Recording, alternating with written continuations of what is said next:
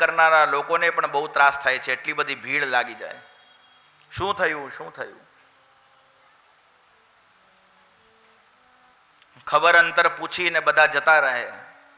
ઘરના સગા સંબંધીઓ થોડી વાર રાહ જોવે.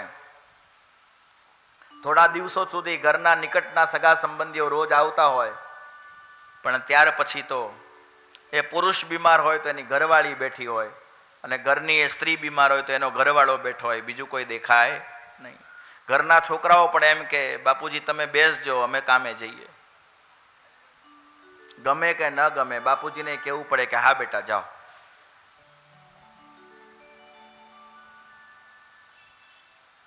આ ગજેન્દ્રને બહુ દુઃખ થઈ રહ્યું છે કે જે પરિવારજનોના માટે મેં મારું જીવન નિરંતર સમર્પિત કર્યું છે, એ મારા સગા સંબંધીઓ કોઈ મારા આ કષ્ટના સમયે મારી નિકટ નથી. પણ સુખદેવજી મહારાજ કહે કે જ્યારે એની આસક્તિ સર્વથા એના સગા સંબંધીઓથી છૂટી ગઈ, ત્યારે જજાપ પરમં જાપ્યમ પ્રાગ્જન્મન્યનુશિક્ષિતમ, એને પૂર્વ જન્મમાં જે જાપ કર્યા હતા, આ ગજેન્દ્રએ એના પૂર્વ જન્મમાં જે હરિનું સ્મરણ કર્યું હતું, એ ભગવાનનું સ્મરણ એને યાદ આવી ગયું. બહુ સાવધાનીથી આ કથાને શ્રવણ કરજો. ઘણા લોકો એવું કહેતા મળે છે કે અમે ભગવાનનું ભજન કરીએ છીએ, શું થશે, શું થયું? અરે મહારાજ, શ્રદ્ધાપૂર્વક કરેલા ભગવાન નામના ઉચ્ચારણનું કેટલું મહાત્મય હોઈ શકે, કાલની કથામાં પણ આપણે સાંભળ્યું છે. અને આ ભગવાનના નામનો જે જપ કરે છે, એ ભગવાન નામ, એ ભગવાનનું સ્મરણ, એ ભગવાનનો જાપ, એ ભગવાનનો મંત્ર ક્યારેય આ જીવનો સાથ છોડતો નથી. આ શરીર ભલે સાથ છોડી દેશે, પણ ભગવાનનો મંત્ર, ભગવાનનો નામ આપણી સાથે રહેશે, આપણી રક્ષા કરશે. આ જ ભગવાનના ભજનની મહત્વતા છે. આ સંસારમાં તમે કોઈ આજે કરોડપતિ હશો, કોઈ અરબો ખરબોપતિ હશો, પણ એનાથી એ નિશ્ચિત કહેવાતું નથી કે આવતા જન્મમાં એ તમારે કરોડની સંપત્તિ તમને પુનઃ પાછી મળશે, અને આજ તમે જેટલી સંપત્તિ મૂકીને જશો એનાથી તમારે આગળ પુનઃ કમાવાનું રહેશે. બિલકુલ નહીં.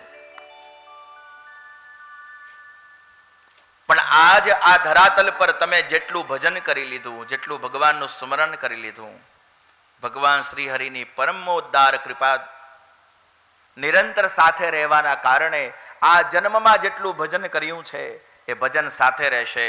અને જ્યાં સુધી આપણે એ પરમાત્માને પ્રાપ્ત નહીં કરી લઈએ, અને ભજનને નિત્ય વધારવા માટેની અનુકૂળતા પણ એ ભગવાન જ કરાવશે.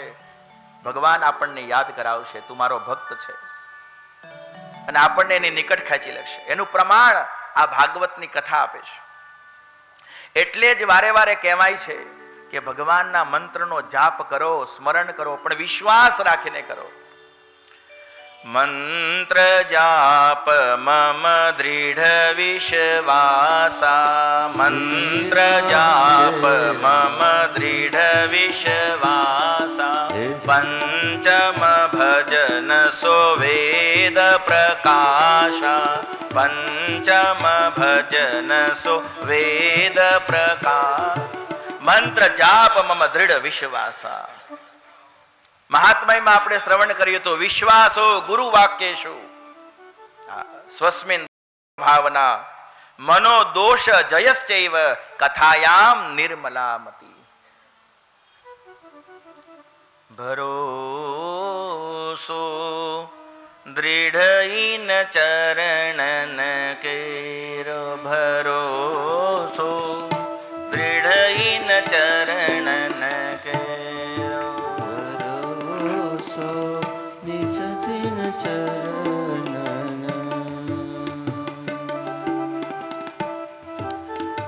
ભરોસો રાખો, ભગવાનના શ્રી ચરણોમાં વિશ્વાસ રાખો.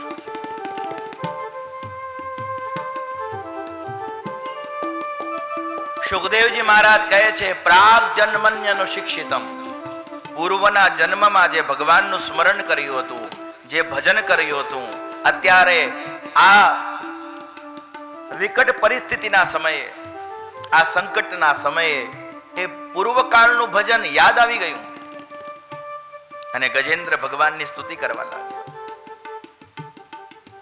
ગજેન્દ્ર ઉવાચ નમો ભગવતે તસ્મૈ યત એતચ્ચિદાત્મકં પુરુષાયાદિબીજાય પરેશાયાભિધીમહિ યસ્મિન્નિદં યતશ્ચેદં યેનેદં ય ઇદં સ્વયં યોસ્માत् પરસ્માચ્ચ પરસ્તં પ્રપદ્યે સ્વયં ભુવમ. હું એ પરમ પુરુષ પરમાત્માના ચરણોમાં વંદન કરું છું, જેની ચેતનતાથી આ સમગ્ર જીવ ચેતનાને પ્રાપ્ત થઈ રહ્યા છે, જે આ જગતને ઉત્પન્ન કરનારું આદિ બીજ છે, એવા શ્રી હરિનું સ્મરણ કરું છું. નમઃ આશ્ચર્ય કર્મણે. આહા, જેના કર્મ આશ્ચર્યથી પરિભૂત છે, એવા હું પરમાત્માનું સ્મરણ કરું છું, એવા ભગવાનનું શરણ ગ્રહણ કરું છું. હવે આ જગતના દરેક પદાર્થોમાંથી મેં પોતાની આસક્તિને હટાવી લીધી છે. હવે તો હું એ ભગવાનનું જ શરણ લઉં છું. હરિ શરણમ હરિ શરણમ હરિ શરણમ શ્રી હરિ શરણમ હરિ શરણમ હરિ શરણમ હરિ શરણમ શ્રી હરિ શરણમ. હવે હું એ પરમાત્માનું શરણ ગ્રહણ કરું છું. અને ગજેન્દ્ર જ્યારે ભગવાનની સ્તુતિ ગાઈ રહ્યો છે, સુખદેવજી મહારાજ કહે છે, આકાશમાં દેવતાઓ આવી અને આ અદ્ભુત દ્રશ્ય જોવે છે કે આ એક હાથી, આ મૂળ યોનિમાં પડેલો જીવ આ રીતે ભગવાનના ગુણગાન કેવી રીતે ગાઈ શકે છે. હે ગોવિંદ હે ગોપાલ અબ તો જીવન હારે.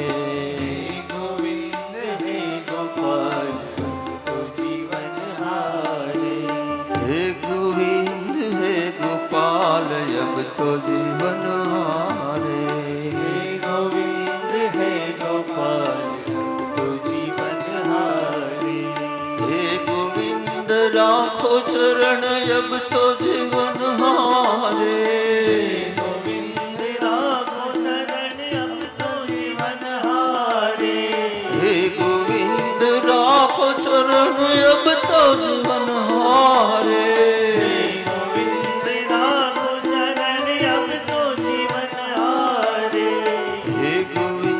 हे गोपाल अब तो जीवन हारे. हे गोविंद हे गोपाल अब तो जीवन हारे. नीर पीवन हेतु गयो सिंधु के किनारे. नीर पीवन हेतु गयो सिंधु के किनारे. नीर पीवन हेतु गयो सिंधु के किनारे.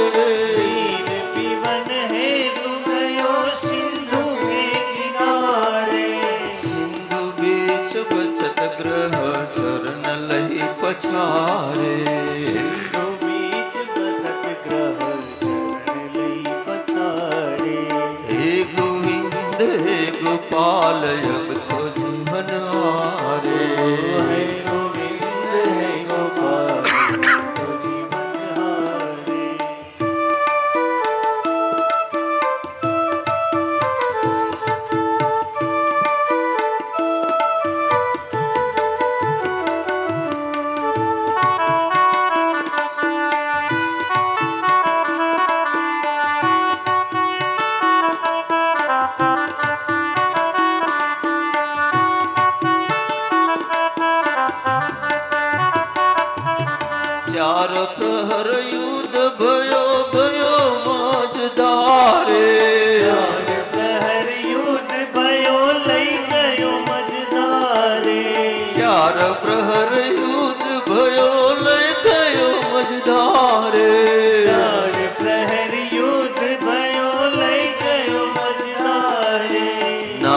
कान डूबन लगो कृष्ण को पुकारे।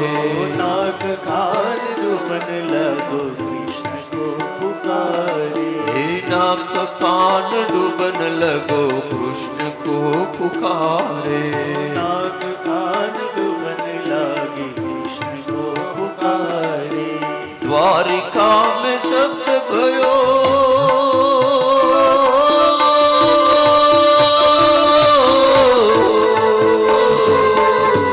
द्वारिका में शब्द भयो शोर भयो भारे।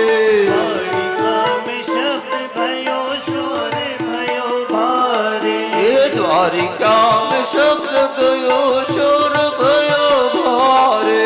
द्वारिका में शब्द भयो शोर भयो भारे।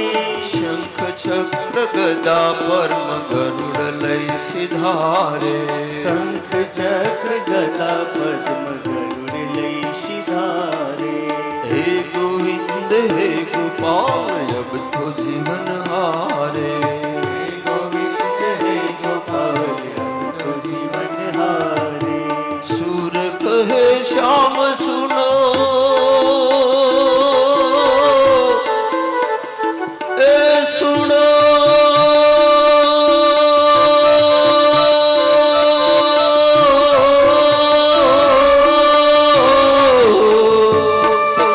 सूर कहे श्याम सुनो हे हितकारे। सूर्य कहे श्याम सुनो शरण है तिहारी। सुर कहे श्याम सुनो शरण है तिहारे। सूर्य कहे श्याम सुनो शरण है तिहारी। अब की बार पार करो नंद के गुजारे। अब की बार पार करो नंद के दुलारे। अब की बार पार करो नंद के दुलारे। अब की बार पार करो नंद के दुलारे।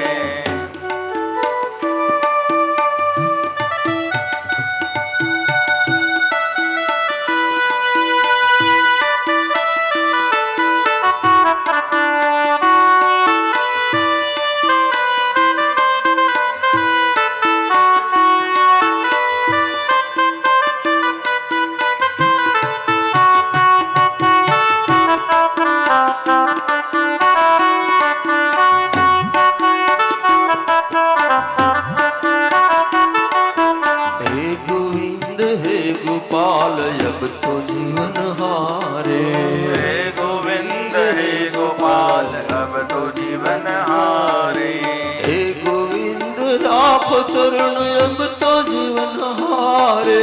हे गोविंद राखो शरण अब तो जीवन हारे। हे गोविंद राख चरण अब तो जीवन हारे। हे गोविंद राखो शरण अब तो जीवन हारे। हे गोविंद हे गोपाल अब तो जीवन हारे। हे गोविंद हे गोपाल अब तो जीवन हारे।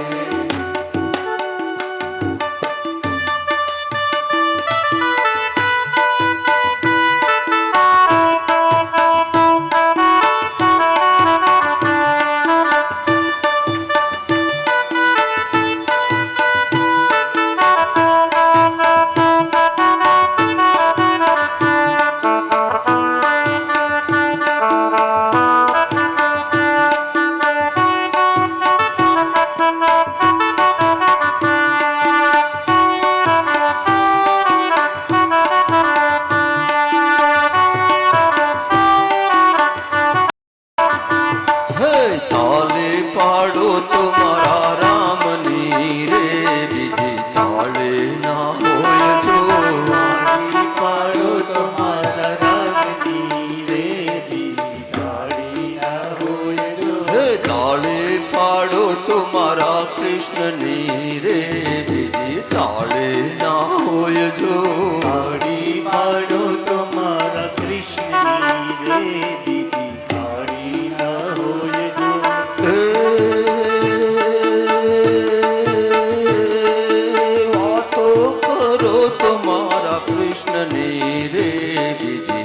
વાતો ના હોય જો વાતો કરો તો મારા કૃષ્ણની રે બીજી વાતો ના હોય જો તાળે પાડો તો મારા રામની રે બીજી વાતો ના હોય જો કરો તો મારા રામની રે બીજી વાતો ના હોય જો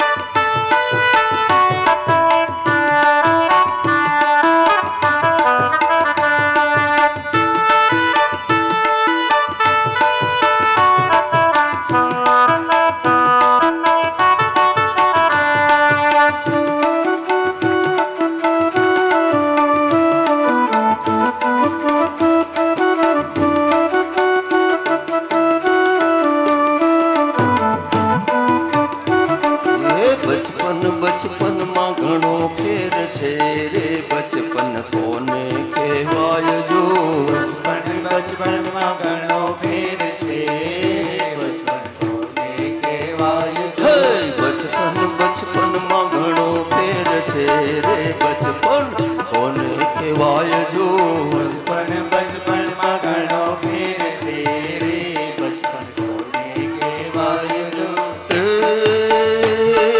બચપનમાં ધ્રુવજીને પ્રભુ મળ્યા રે બચપન એને કહેવાય જો બચપનમાં જોજીને પ્રભુ મળ્યા રે બચપન એને હે કહેવાય હે તાળે પાડો તો મારા રામની રે બીજી તાળે ના હોય જો તાળી પાડો તો મારા રામની રે બીજી તાળી ના હોય જો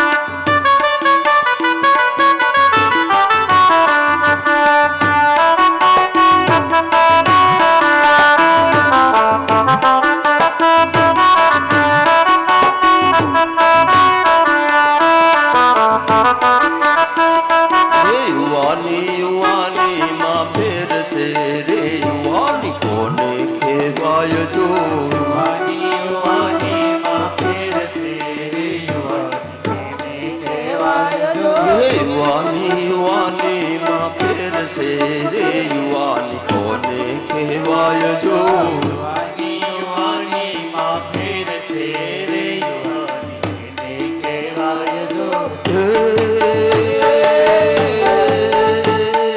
યુવાનીમાં મીરાબાઈ ને શ્યામ મળ્યા રે યુવાની એને કહેવાય જો યુવાની માં મીરાબાઈ શ્યામ મળ્યા રે યુવાની એને કહેવાય જો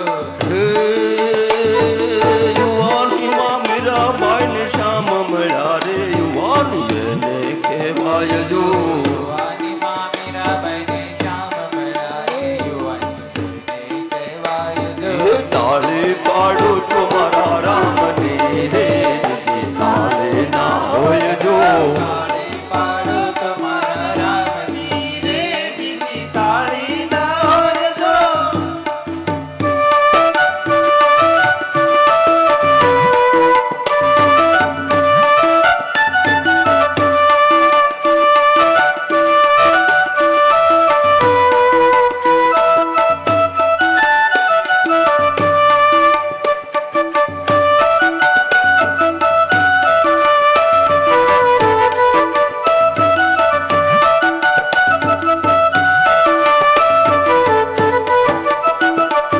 ગઢપણમાં ઘણો ફેર છે રે ગઢપણ કોને કહેવાય જો ગઢપણમાં ઘણો ફેર છે રે ગઢપણ કોને કહેવાય જો ગઢપણમાં ઘણો ફેર છે રે ગઢપણ કોને કહેવાય જો ગઢપણમાં ઘણો ફેર છે રે ગઢપણ કોને કહેવાય જો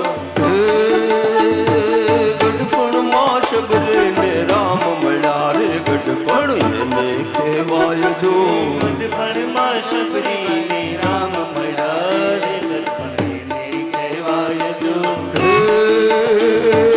ગઢપણમાં શબરીને રામ મળ્યા રે ગઢપણને કહેવાય જો ગઢપણમાં શબરીને રામ મળ્યા રે ગઢપણને કહેવાય હે તાળી પાડો તો મારા કૃષ્ણની રે બીજે તાળે ના હોય જો તાળી પાડો તો મારા રામની રે બીજી તાળી ના હોય જો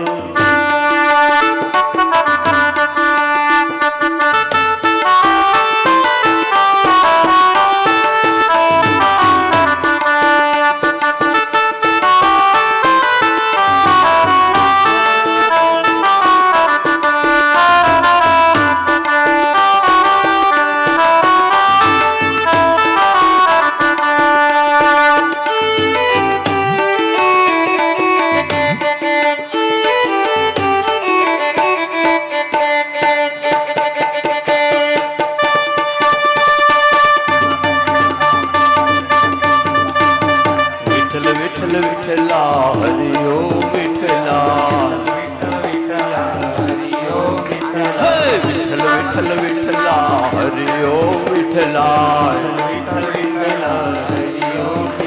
હે વિઠ્ઠલ વિઠ્ઠલ વિઠ્ઠલ વિઠ્ઠલ વિઠ્ઠલ વિઠ્ઠલ વિઠ્ઠલ વિઠ્ઠલ વિઠ્ઠલ વિઠ્ઠલ વિઠ્ઠલ વિઠ્ઠલ વિઠ્ઠલ વિઠ્ઠલા હરિ ઓમ વિઠ્ઠલા વિઠ્ઠલ વિઠ્ઠલ વિઠ્ઠલા હરિ ઓમ વિઠ્ઠલા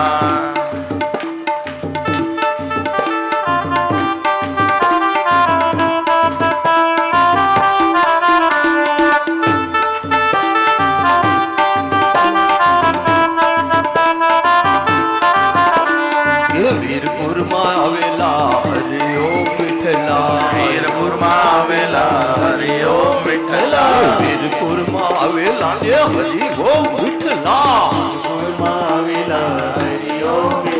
હે કોણે કોણે દીઠેલા હરિ ઓમ વિઠ્ઠલા કોણે કોણે દીઠેલા હરિ ઓમ વિઠ્ઠલા હે જલારામે દીઠેલા હરિ ઓમ વિઠ્ઠલા જલારામે દીઠેલા હરિ ઓમ વિઠ્ઠલા હે વિઠ્ઠલ વિઠ્ઠલ વિઠ્ઠલ વિઠ્ઠલ વિઠ્ઠલ વિઠ્ઠલ વિઠ્ઠલ વિઠ્ઠલ વિઠ્ઠલ વિઠ્ઠલ વિઠ્ઠલ વિઠ્ઠલ વિઠ્ઠલ વિઠ્ઠલ વિઠ્ઠલા હરિ ઓમ વિઠ્ઠલા વિઠ્ઠલ વિઠ્ઠલ વિઠ્ઠલા હરિ ઓમ વિઠ્ઠલા હે વિઠ્ઠલ વિઠ્ઠલ વિઠ્ઠલા હરિ ઓમ વિઠ્ઠલા વિઠ્ઠલ વિઠ્ઠલ વિઠ્ઠલા હરિ ઓમ હે હે વિઠ્ઠલ વિઠ્ઠલ વિઠ્ઠલ વિઠ્ઠલ વિઠ્ઠલ વિઠ્ઠલ વિઠ્ઠલ વિઠ્ઠલ વિઠ્ઠલ વિઠ્ઠલ વિઠ્ઠલ હે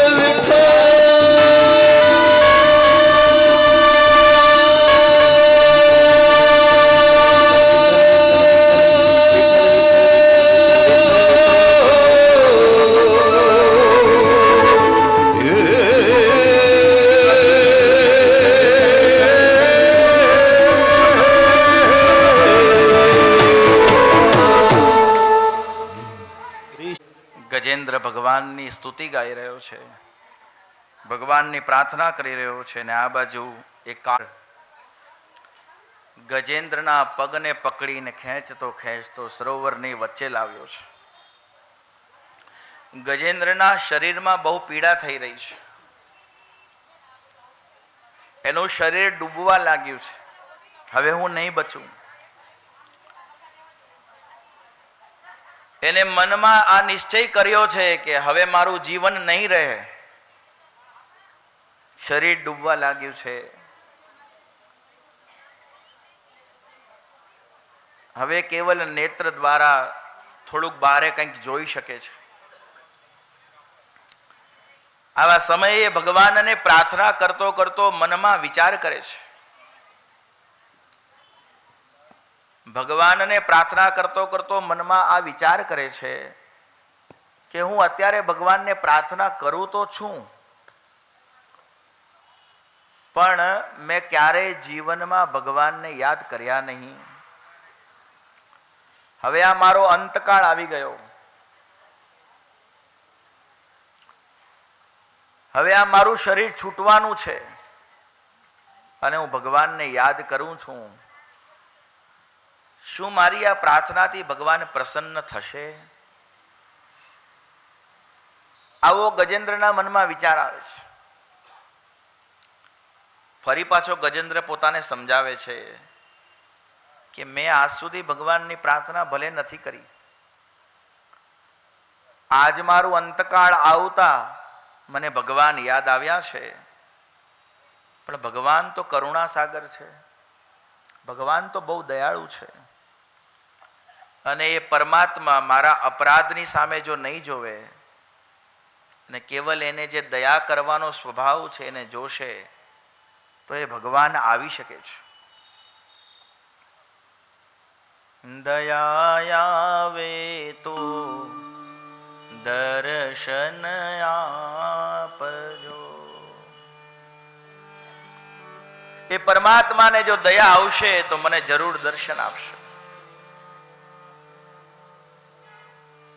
હેજી એવો મારો અંતરનો પુકારજો. આ મારી વિનંતી જો પરમાત્મા સાંભળશે તો અવશ્ય મને દર્શન આપશે. પણ જો પ્રભુ આવશે તો મારે પણ ભગવાનને કંઈ આપવું તો જોઈએ. હું ભગવાનને શું આપીશ? એવા સમયે મને ભગવાન યાદ આવ્યા છે જ્યારે આ શરીરથી હવે હું બીજું કંઈ કરી શકું નહીં. આ સરોવરના જળમાં હું ડૂબી રહ્યો છું, તેવા સમયે મને ભગવાન યાદ આવ્યા. હવે મારે કઈ ભગવાનને આપવું છે. એ દયાળુ પરમાત્મા મારા અપરાધની સામે નહીં જોવે ને જો કેવલ પોતાના દયાથી મને દર્શન દેવા આવી જશે તો મારે ભગવાનને કંઈક આપવું જોઈએ. હું ભગવાનને શું આપીશ? ભક્તોના હૃદયનો એવો ભાવ હોય છે, ભગવાનને ત્યાં દર્શન કરવા જાય કંઈક લઈને જાય છે. મારા ઠાકોરજીએ મને ઘણું આપ્યું છે, હું ભગવાનની માટે કંઈક લઈને જાઉં. ગજેન્દ્રના મનમાં જ્યાં આપવાનો વિચાર આવ્યો છે ત્યાં તો આ ગજેન્દ્રને સરોવરમાં એક ખીલેલું કમળ દેખાય છે. પોતાના શરીરમાં વધેલું જે કંઈ પણ બળ હતું એ બળનો પ્રયોગ કરી પોતાની સૂંઢને લંબાવે છે. સરોવરમાંના એ કમળને પોતાની સૂંઢમાં લીધું છે અને જો ભગવાન આવશે તો હું આ કમળ ભગવાનને આપીશ. પોતે ભગવાનનું ભજન કરીને હવે આ જીવ પ્રભુની પ્રતીક્ષા કરે છે. ત્યારે સુખદેવજી મહારાજ વર્ણન કરે છે, પરીક્ષિત, એ દયાળુ પરમાત્મા સર્વ નામ રૂપ ગુણ જે ઈશ્વરના જ છે એ પરમાત્મા આ ગજેન્દ્રની સ્તુતિથી બહુ પ્રસન્ન થયા છે. પરીક્ષિત, આ દેવતાઓ બધા આકાશ મંડળમાં ઊભા છે પણ આ દેવતાઓ કોઈ રક્ષા કરતા નથી. આ દેવતાઓ પોતપોતાના નામ રૂપને આધીન છે. આ પોતાના નામની રાહ જોવે છે કે આ ગજેન્દ્ર જો સ્તુતિ કરતા કરતા એવું કહે કે ચિદાત્મા પરમાત્માનું નામ ઇન્દ્ર છે તો ઇન્દ્ર તત્પર છે, હું હમણાં જ જઈને એને બચાવું, પણ આ મારું નામ ક્યાં લે છે? આ મારું નામ લેતો નથી એટલે મારે જવાની કોઈ આવશ્યકતા નથી. આ જેને બોલાવે છે એ આવીને એને બચાવી લેશે.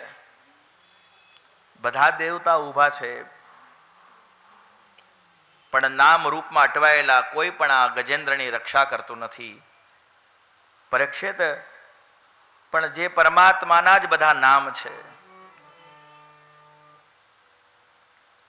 જે પરમાત્મા જ સમસ્ત ભૂતોના હૃદયમાં સમાવિષ્ટ છે એવા પરમાત્મા ગજેન્દ્રની રક્ષા કરવા માટે પધારે છે. નમઃ સમસ્ત ભૂતાનામ આદિભૂતાય ભુભૃતે અનેક રૂપ રૂપાય વિષ્ણવે પ્રભ વિષ્ણવે. એ ભગવાન ગરુડજીને તત્પર કરે છે અને પ્રભુએ ગરુડજી પર અસવારી કરી ગરુડજીની પાંખો સામવેદનું ગાયન કરે છે અને ગરુડજી પર બેઠા બેઠા ભગવાન વૈકુંઠ લોકથી આ ગજેન્દ્રને દર્શન આપવા માટે પ્રયાણ કરે છે.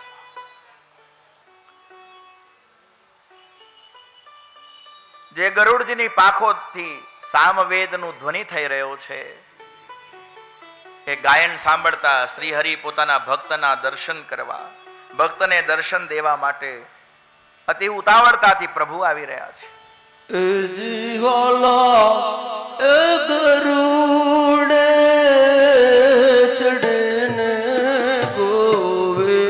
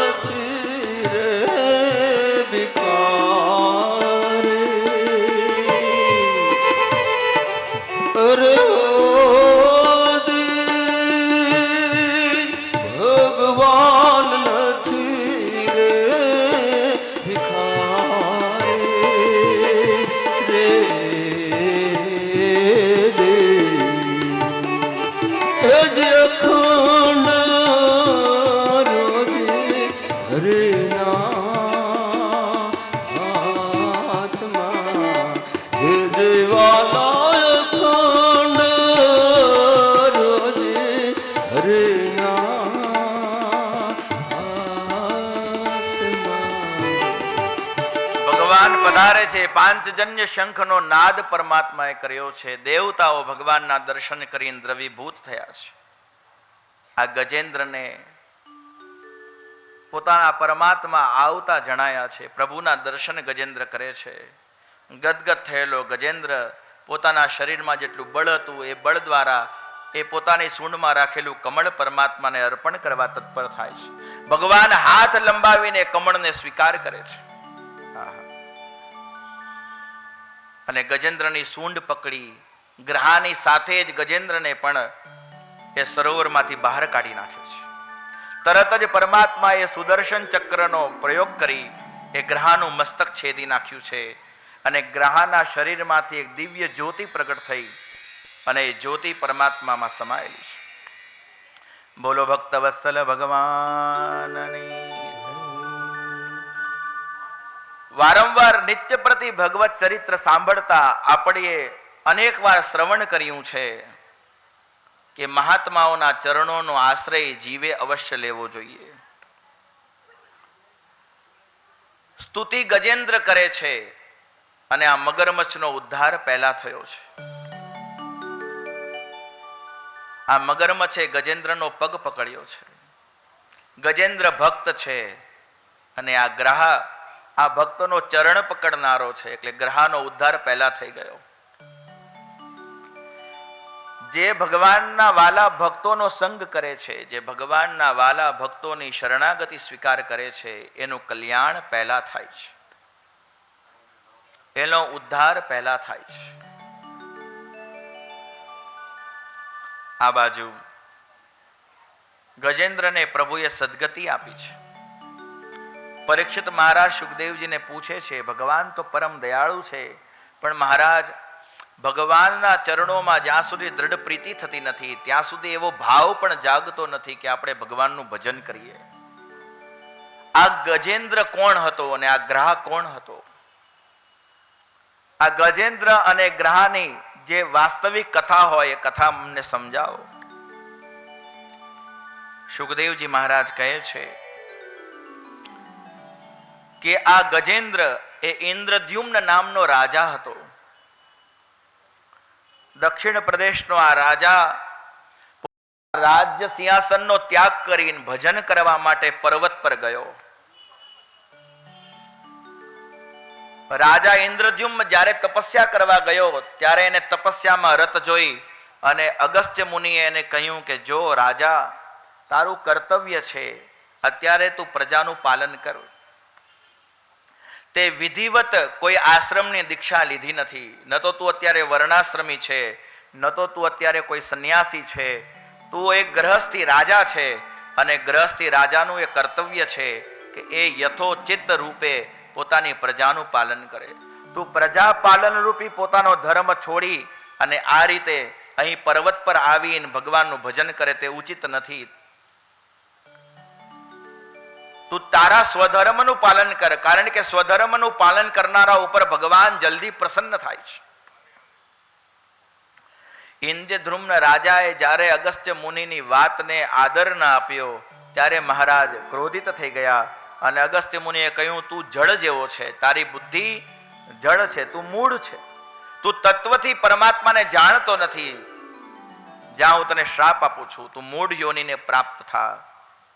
અને ઇન્દ્રદ્યુમે વિચાર કર્યું કે હું આવ્યો તો ભગવાનનું ભજન કરવા, પણ છતાંય મારા આ અપરાધને કારણે મહાત્મા ક્રોધિત થઈ ગયા અને એ ઇન્દ્રદ્યુમ્ન રાજા હાથી બન્યો છે. પણ ભગવાનના ભજનનો એ પ્રભાવ છે કે આ હાથીના શરીરમાં પણ એને પરમાત્માની સ્મૃતિ થઈ આવી છે. આ મગરમચ્છ પૂર્વ કાળમાં હુહુ નામનો ગંધર્વ હતો. મહાત્માઓ સરોવરમાં સ્નાન કરવા ગયા ત્યારે આ ગંધર્વએ મહાત્માઓને પીડા પહોંચાડવાનું કાર્ય કર્યું. મગરમચ્છ બની અને સંતોના ચરણ પકડીને જળમાં ખેંચવા લાગ્યો, બીવડાવવા લાગ્યો. મહાત્માઓ તો ભગવાનના ભક્ત હતા, એ જાણી ગયા કે આ કોઈ મગરમચ્છ નથી, આ તો ગંધર્વ છે, હુહુ ગંધર્વ છે. અને એને શ્રાપ આપ્યો કે તું અમને મગરમચ્છ બનીને બીવડાવે છે, અમે નિર્ભય પદ આપનારા એ ભગવાનનું ભજન કરીએ છીએ, અમે તારાથી બીતા નથી, પણ જા તે આજે મગરમચ્છનું સ્વરૂપ લીધું છે તો તું મગરમચ્છ જ બની જા, તું આ મગરના રૂપમાં જ રહે. અરે મહારાજ મારી ભૂલ થઈ. આ રીતે જ્યારે પ્રાર્થના કરી ત્યારે સંતોએ આશીર્વાદ આપ્યો છે કે તે અમારા ચરણ પકડ્યા છે તો તારી અધોગતિ નહીં થાય. જ્યારે તું ભગવાનના કોઈ વાલા ભક્તના ચરણ પકડીશ, જે ભગવાનની સ્તુતિ કરતો હશે, એવા સમયે ભગવાન તારો ઉદ્ધાર કરશે. આ કથા મનને તમને સાવધાન કરે છે. અનેક વાર આપણે સંતોના જીવનમાં જે ક્રોધ જોઈએ છે, આ સંતો જેના પર ક્રોધ કરે એનું પણ કલ્યાણ જ કરે છે. આ હુ નામના ગંધર્વની અને રાજા ઇન્દ્રદ્યુમ્નની કથા સાંભળી પરીક્ષિત રાજા બહુ પ્રસન્ન થયા છે. ભગવાનની ભક્તિ કરનારા જીવની ક્યારેય અધોગતિ થતી નથી એનો મને વિશ્વાસ થઈ ગયો છે. સુખદેવજી મહારાજ આગળની કથા સંભળાવતા કહે છે, 5મા મન્વંતરનું રામ રૈવત નામનો મન્વંતર છે. આ રૈવત નામના મન્વંતરમાં ભગવાન સ્વયં વૈકુંઠનું રૂપ લઈને પ્રગટ થાય છે અને આ વૈકુંઠ ભગવાનનું નિત્ય ધામ છે, જેમાં રહેવાથી ભગવાન વૈકુંઠાધિપતિ કહેવાય છે.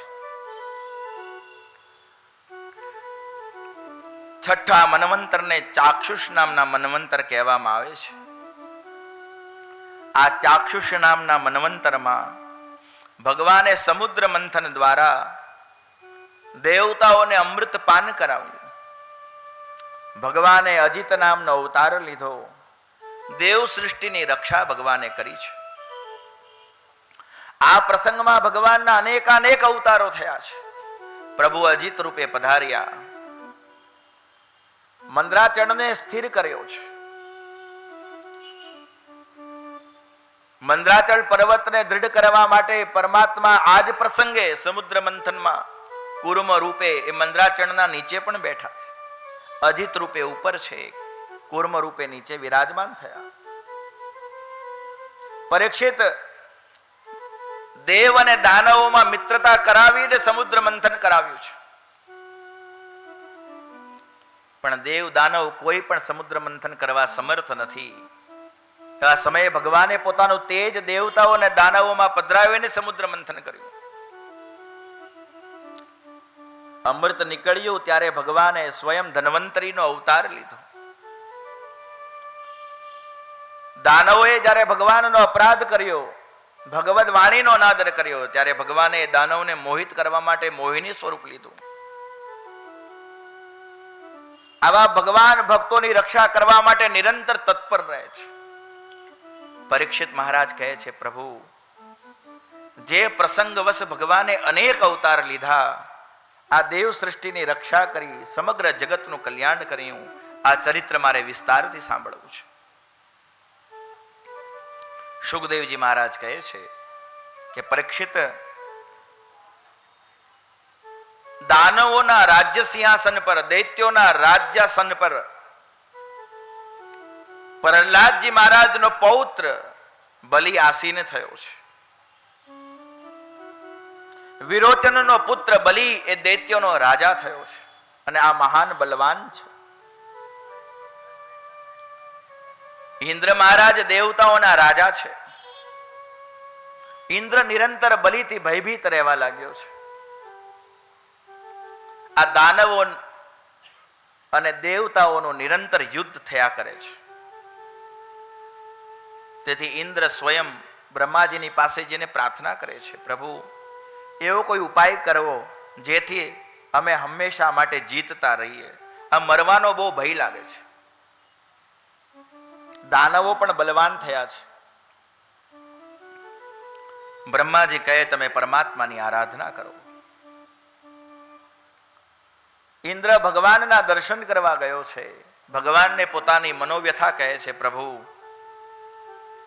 મારું ઇન્દ્રાસન સુરક્ષિત રહે, હું ન મરું, એ માટે થઈને કોઈ ઉપાય કરો. આ દેવ સૃષ્ટિની રક્ષા કરો. ભગવાન કહે છે કે જો તમે સૌ અમૃત પી લ્યો તો તમારો મરવાનો ભય સર્વથા મટી જાય, તમારી મૃત્યુ નહીં થાય, તમારું શરીર ટકેલું રહેશે.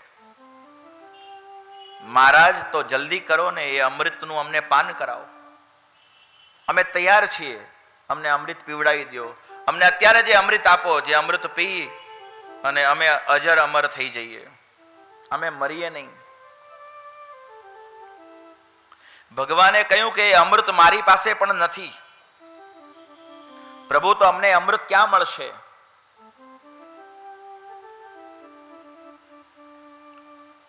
એ અમૃત તો સમુદ્રમાંથી કાઢવું પડશે. પ્રભુ, અમે હમણાં જ જઈને અમૃતને કાઢી આવીએ.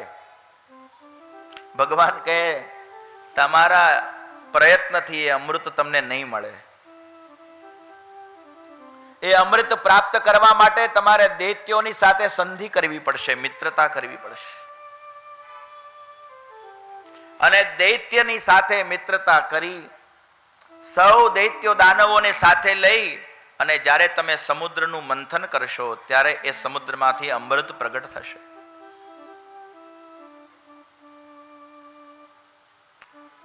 પ્રભુ, એ અમૃતને પ્રગટ કરવા માટે તમે અમારી સહાયતા કરો. ત્યારે ભગવાન દેવતાઓને કહે છે, તમે જઈ અને બલિની સાથે મિત્રતા કરો. ઇન્દ્રને આ વાત ગમતી નથી. સુખદેવજી કહે છે, ઇન્દ્રને આ વાત ગમી નહીં. ઇન્દ્રને લાગ્યું કે અરે, અમારા શત્રુ સાથે અમે મિત્રતા કેમ કરીએ? પણ ભગવાન આજ્ઞા આપે છે એટલે માનવી જોઈએ. ભગવાનની આજ્ઞા માની અને ઇન્દ્ર બલિ મહારાજની પાસે જાય છે. બલિ મહારાજ પોતાના દ્વાર પર ઇન્દ્રને આવેલા જોઈ અને એનું સ્વાગત કરે છે. આવો આવો દેવરાજ, તમારું સ્વાગત છે. આજે શત્રુના ઘરે તમે કેવી રીતે પધાર્યા? શું કારણ છે? ઇન્દ્ર કહે છે કે આ સમુદ્રમાં અમૃત રહેલું છે એવું ભગવાને મને કહ્યું છે, અને એ અમૃત આપણે પી લઈએ તો પછી આપણું શરીર ટકી રહેશે, આપણે અજર અમર થઈ જશું. પછી લડતા તો આપણે રહેવાના જ છીએ, આપણે બાધ્યા વગર રહેશું નહીં. આપણો સ્વભાવ જ એવો છે, આપણે સૌ લડતા રહેશું, પણ આપણે નિર્ભય રહેશું કે આપણું શરીર તો રહેશે. ક્યારેક તમે જીતશો, ક્યારે અમે જીતશું, પણ આપણું શરીર અજર અમર રહેશે. અચ્છા, તમે બહુ સારી વાત અમને સંભળાવી, અમારે તમારી જરૂર નથી. અમે એકલા જ જઈ અને એ અમૃતને કાઢી લેશું અને અમે અજર અમર થઈ જશું. તમે તો શત્રુઓનું બહુ કલ્યાણ કરી દીધું. ઇન્દ્ર કહે છે, જો એકલા જ અમૃત મળી જતું હોત તો અમે પોતે પણ એ અમૃતને કાઢી લીધું હોત, પણ અમારા એકલાના પ્રયત્નથી નહીં નીકળે. એમ તમારા એકલા દ્વારા કરવામાં આવતા પ્રયત્નથી પણ તમને અમૃત નહીં મળે. ભગવાને કહ્યું છે, આપણે બંને સાથે મળીને જ્યારે સમુદ્ર મંથન કરીશું ત્યારે અમૃત નીકળશે. ભાગવત રસના મર્મજ્ઞ મહાત્માઓ મને ને તમને સમજાવે છે કે આ સમાજમાં, સંસારમાં જો અમૃત મેળવવું છે, અમૃતરૂપી સુખ છે, તો મહારાજ કેવલ સજ્જનોને ભેગા લઈને આપણે કામ કરી લેશું આવું નહીં વિચારતા. સમાજમાં બધાનો સાથ લેવો પડશે, તમને ગમે કે તમને ન ગમે. બધાને સાથે લઈને જ્યારે આ જીવ અમૃત પ્રાપ્ત કરવાનો, સુખ પ્રાપ્ત કરવાનો પ્રયત્ન કરે ત્યારે એ સુખી થાય છે. દેવતાઓ અને દાનવો બંને ભેગા મળ્યા છે અમૃતને મેળવવા માટે. આ કથા મને ને તમને સાવધાન કરે છે કે બધાનો સહયોગ બહુ જરૂરી છે, અને બધાનો સહયોગ પ્રાપ્ત કરીને અમૃત પ્રાપ્ત કરવાનો પ્રયત્ન કરવો જોઈએ. દેવતા અને દાનવોએ એક મતિક થઈ અને આ નિર્ણય કર્યો કે હા, સમુદ્રનું મંથન આપણે કરીશું. ત્યારે આ દૈત્યો દેવતાઓને સાથે લઈ અને ભગવાનની પ્રાર્થના કરે છે. દેવ સૃષ્ટિ અને દાનવ સૃષ્ટિ બંને ભેગી મળીને ભગવાનની સ્તુતિ કરવા લાગ્યા. ત્યારે ભગવાન સ્વયં બોલે શ્રી અજીત નારાયણ ભગવાન કી જય. આ ચાક્ષુષ મન્વંતરમાં અજીત રૂપે પ્રભુ પ્રગટ થયા અને પરમાત્માએ કહ્યું, તમારા મનોરથ અવશ્ય સફળ થશે. સમુદ્રનું મંથન કરવા માટે થઈને જે સામગ્રીની આવશ્યકતા છે ભગવાન સ્વયં નિર્ધારણ કરે છે. મંદ્રાચળ પર્વતને લાવી અને સમુદ્રમાં પધરાવાનો છે. દેવતા અને દાનવો ભગવાનના કયા અનુસાર મંદરાચલને ઉપાડવા ગયા છે, પણ મંદરાચલ પર્વત બહુ ભારી છે. થોડીક વાર ઉપાડી તો બધાએ લીધો, પણ એ મંદરાચલને ઉપાડીને કોઈ ચાલી શકતા નથી. ત્યારે ભગવાને સ્વયં એ મંદરાચલને લઈને સમુદ્રમાં પધરાવ્યો છે. આ મંદરાચલને કઈ મથાણી દ્વારા ફેરવવામાં આવશે, જ્યારે કોઈને કઈ ન સમજાણું ત્યારે ભગવાન સ્વયં કહે છે વાસુકી નાગને બોલાવો. વાસુકી નાગ કહે કે ભાઈ બે બાજુથી મને લોકો ખેંચશે તો હું મરી જઈશ.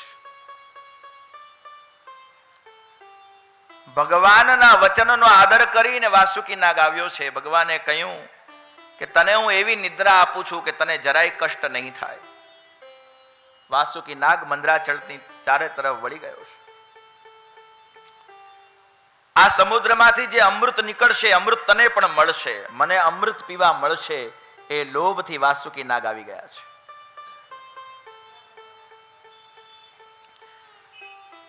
હવે બધી તૈયારી થઈ ગઈ.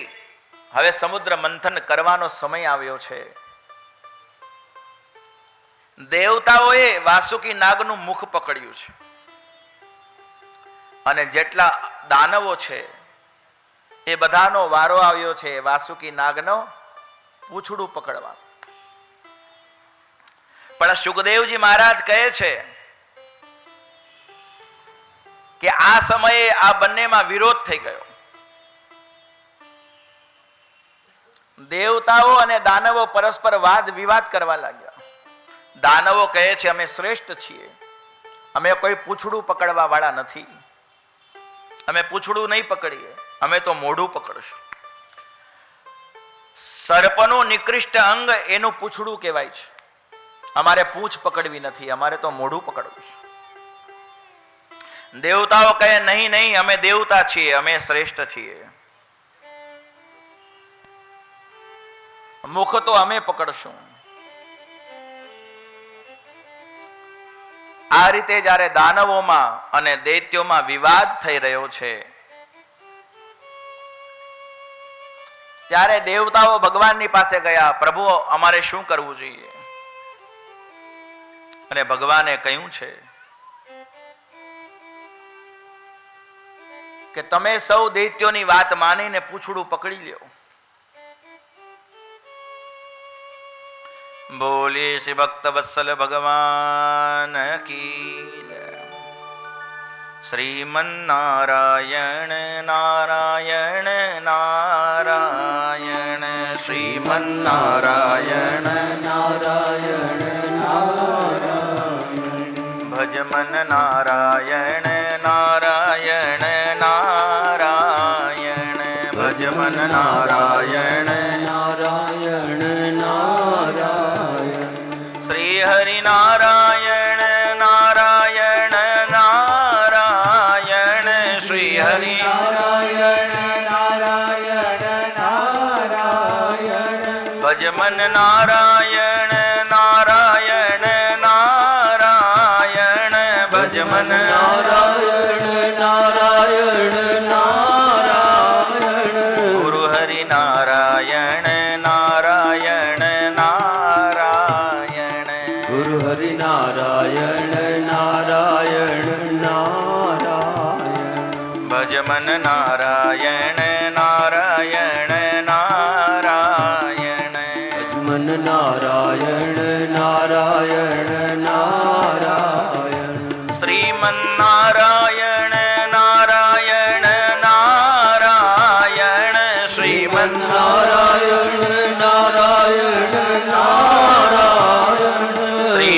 નારાયણ નારાયણ નારાયણ, શ્રીમન્નારાયણ નારાયણ નારાયણ, નારાયણ નારાયણ નારાયણ, ભજમન નારાયણ નારાયણ નારાયણ, ભજમન નારાયણ નારાયણ નારાયણ, શ્રીમન્નારાયણ નારાયણ નારાયણ, શ્રીમન્નારાયણ નારાયણ નારાયણ, ભજમન નારાયણ નારાયણ નારાયણ,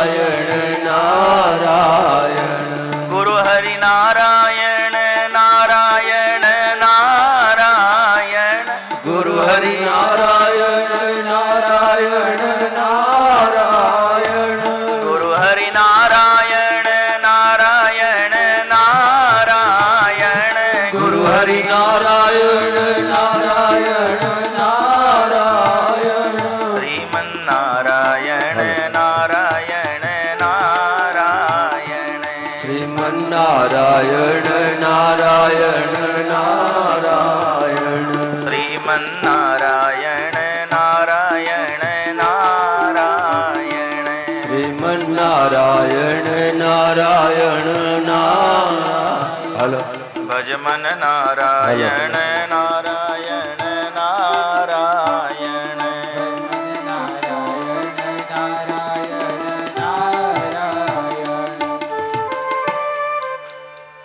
આજ વાલબાઈ માં પધાર્યા મારે આંગણે રે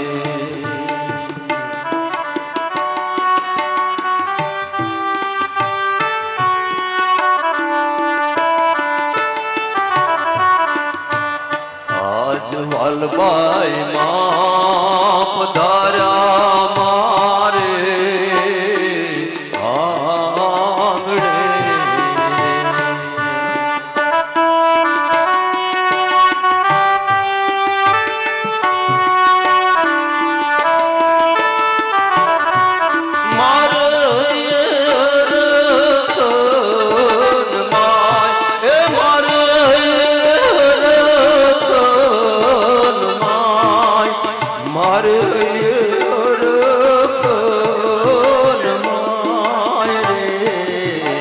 વાલબાઈ માં પધાર્યા મારે આંગણે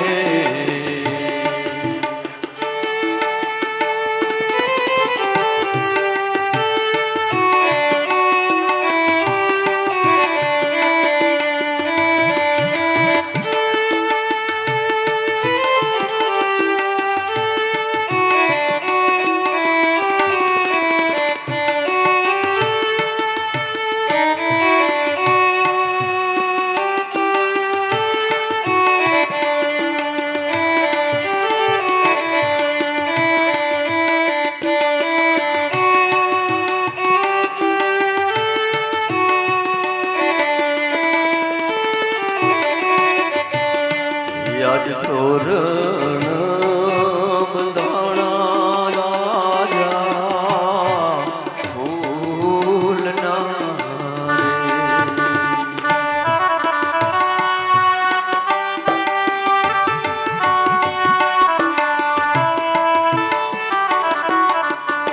રે આજ હાર ધૂપ નયા તાજા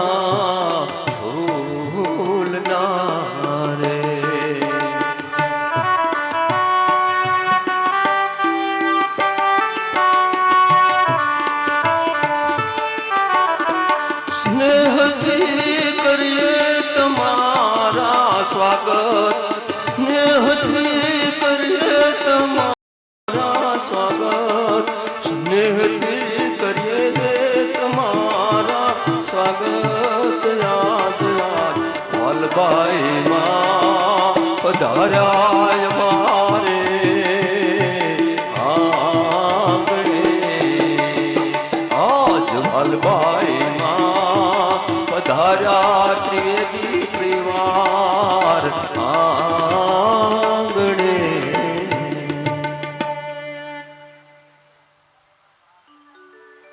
હાલો હાલો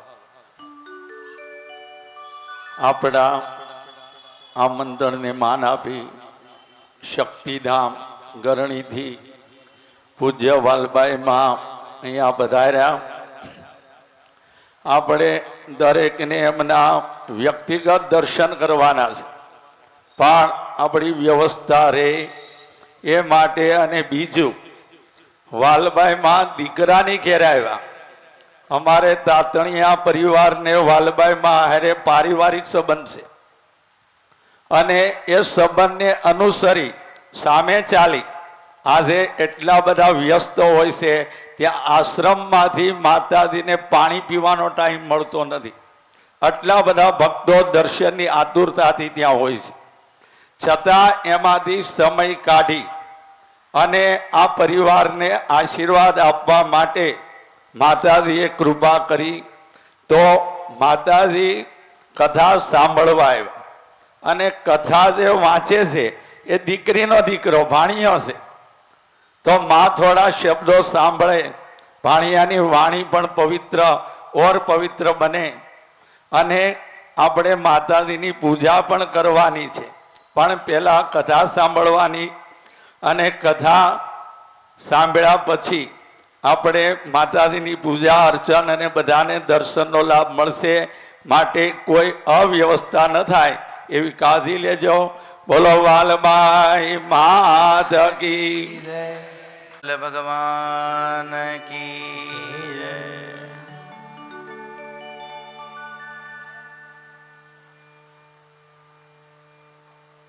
ભગવાનના ચરિત્રના શ્રવણ કરતા ભગવાનના ભક્તોના દર્શન થાય એ આપણું બહુ સૌભાગ્ય છે.